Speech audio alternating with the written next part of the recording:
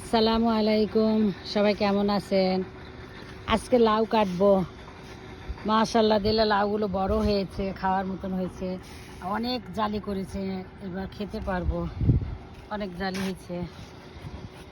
এর আগে খেয়েছি একটা, এখন দুইটা খাওয়ার মতন হয়েছে।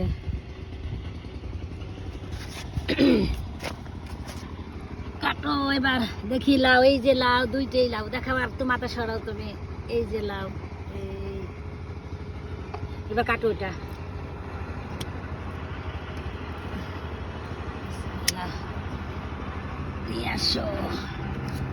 মাশাআল্লাহ মাশাআল্লাহ, লাউ খেতে পারবো ভাবিনি কোনোদিন।